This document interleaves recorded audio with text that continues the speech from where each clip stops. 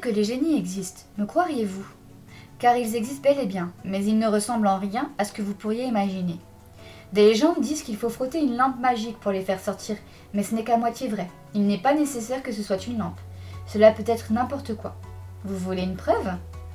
Il y a une rue, aux abords de la ville, où personne ne vit. J'en ai oublié le nom, mais vous voyez de laquelle je parle. Allez là-bas, vous aurez besoin d'une brique, de lait et d'une bougie. Les maisons de cette rue sont toutes vides et en ruine. Vues de l'extérieur, celle que vous recherchez ne semble pas différente des autres, mais c'est ce qui se trouve à l'intérieur qui la rend si spéciale.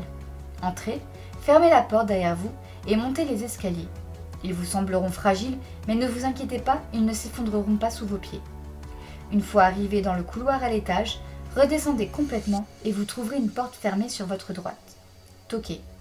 Personne ne répondra, mais il serait impoli de simplement faire éruption sans frapper. À l'intérieur se trouve un homme, assis sur une chaise, face à la porte. Ne vous inquiétez pas, cet homme est mort.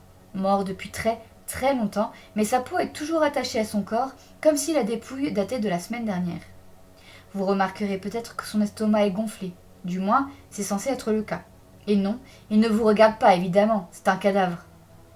Il fait toujours sombre dans cette pièce, peu importe à quel point le soleil brille. Placez la bougie sur la table et allumez-la.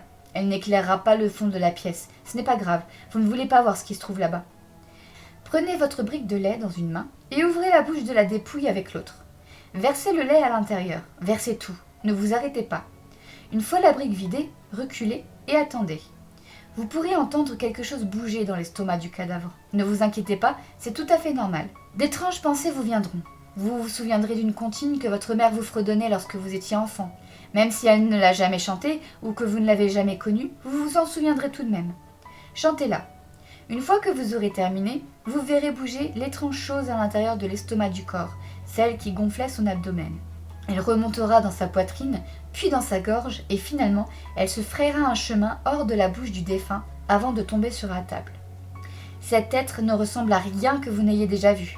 Une sorte de bout de viande rouge et suintant, avec des dents, des yeux et une longue vrille sortant depuis la bouche du macabé.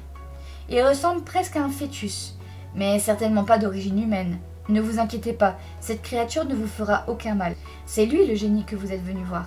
Il dira quelque chose dans une langue qui vous est inconnue, puis une main que vous n'arriverez pas à discerner placera un objet sur la table devant vous.